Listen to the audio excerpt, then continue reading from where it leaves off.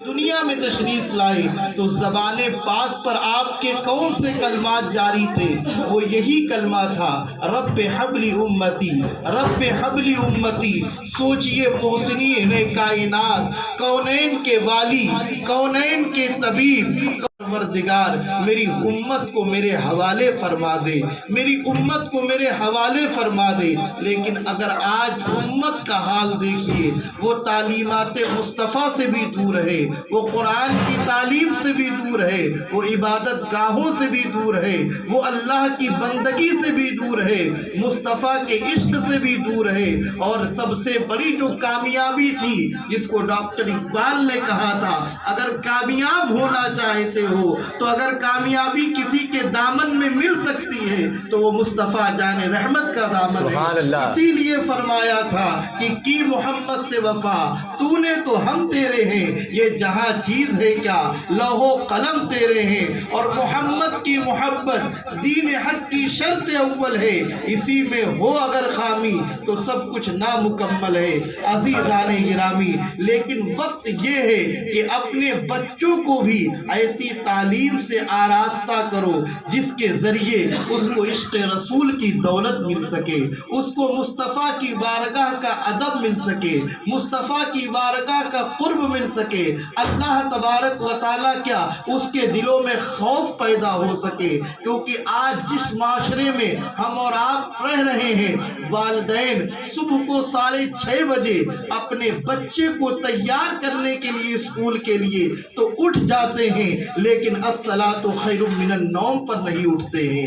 جو کامیابی کی آواز دی جا رہی ہے، جو یہ لاہوتی نغمات آپ کے کانوں میں آ رہے ہیں، آئیے حی علی الصلاۃ، حی علی الفلاح، اس کی کوئی فکر نہیں ہے۔ لیکن بچے کو پابندی کے ساتھ باپ بھی تیار ہے، ماں بھی اس کے لنچ باکس کو بنانے کے لیے تیار ہے، لیکن 10 منٹ پہلے وہ اپنے بچے کو خود بھی نہیں اٹھا رہی ہے، اور باپ بھی نہیں اٹھ رہا ہے کہ اللہ کی بارگاہ میں سجدہ کریں۔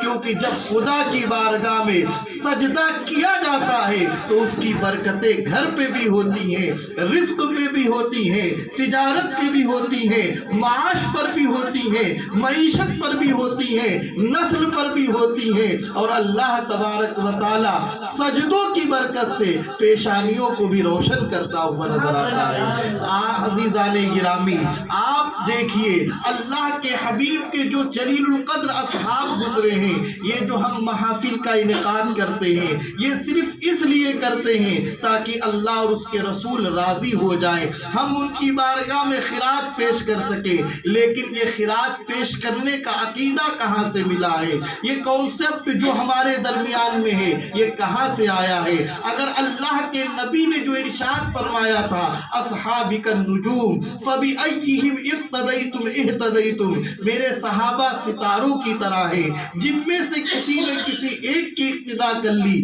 وہ ہدایت یافتہ ہے۔ تو یہ محفلوں کا انعقاد کرنا، نبی کی بارگاہ میں استغاثہ پیش کرنا، نبی کی بارگاہ سے مدد طلب کرنا، یہ ہمارا شیوا نہیں ہے، بلکہ 1450 برس کی تاریخ ہے کہ اللہ کے حبیب کے وہ جلیل القدر صحابی جن کو دنیا تاجدار صداقت حضرت سیدنا صدیق اکبر کے نام سے جانتی ہے، وہ صدیق اکبر کہ جن کے بارے میں اللہ کے نبی نے ارشاد فرمایا کہ اگر جنتی دیکھنا ہے تو میرے ان اصحاب کو دیکھ لے۔ وہ اصحاب نبی جو خلوت میں مصطفیٰ کے ساتھ ہیں، جلوت میں مصطفیٰ کے ساتھ ہیں، سفر میں مصطفیٰ کے ساتھ ہیں، حجر میں مصطفیٰ کے ساتھ ہیں، تبلیغی میدان میں مصطفیٰ کے ساتھ ہیں، جنگ کا معاملہ ہو مصطفیٰ کے ساتھ ہیں۔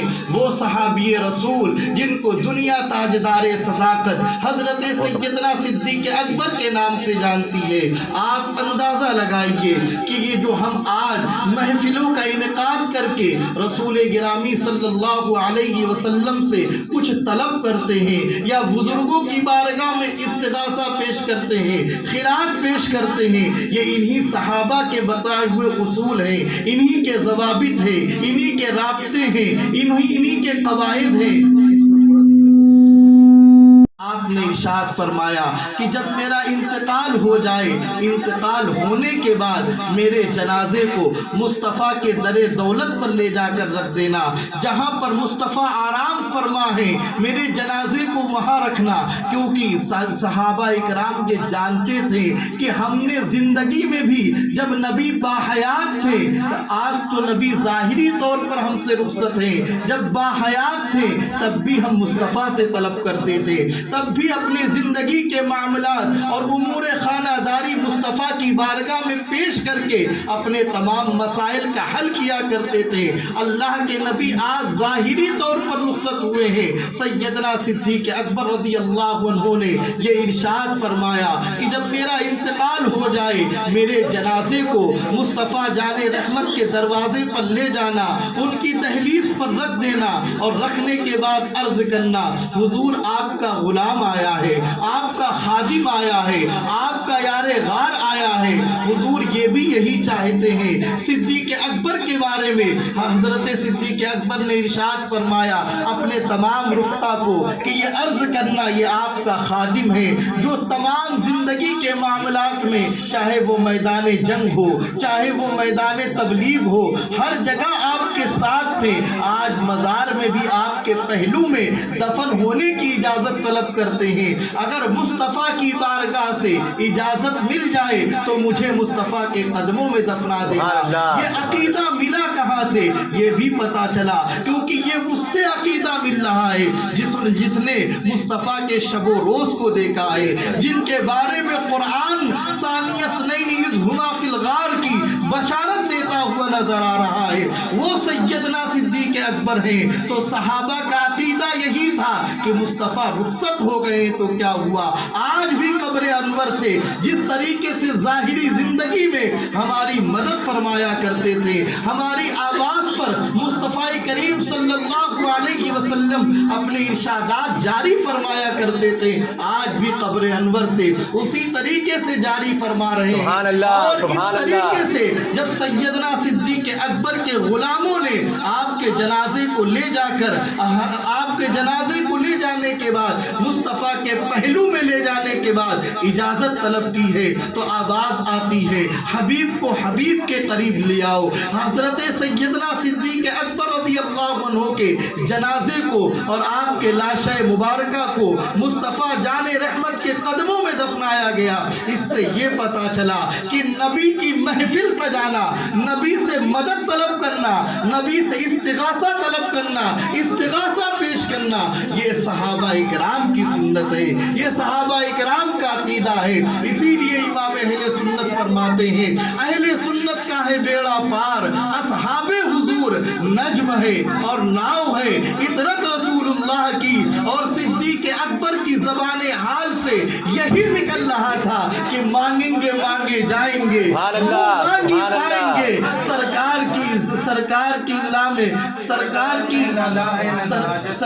میں نہ لا ہے نہ حاجت اگر کی ہے، مانگیں گے مانگے جائیں گے، منہ مانگی پائیں گے، سرکار میں نہ لا ہے نہ حاجت اگر۔ نعرہ تکبیر، نعرہ رسالت، مسلک اعلی حضرت، غوث کا دامن، خواجہ کا دامن، خواجہ کا ہندوستان۔ بس انہی باتوں کے ساتھ میں اپنی گفتگو کا اختتام کرتا ہوں۔ پروردگار عالم اس مجلس خیر اور تمام علماء، حفاظ، ائمہ، تمام شرکائے بزم جو لوگ یہاں پر تشریف لائے ہیں، پروردگار سب کی حاضری کو قبول فرمائے، سب کو اس فاتحہ خوانی کی برکتوں سے مالا مال فرمائے۔ حافظ و قاری زبیر صاحب اور ان کے والدین کی عمر میں، علم میں، عمل میں، رزق میں، معاش میں خوب برکتیں عطا فرمائے، اور ان کے اہل خانہ پر مولا خصوصی فضل و کرم فرمائے۔ وما علینا الا البلاغ۔ السلام علیکم ورحمۃ اللہ وبرکاتہ۔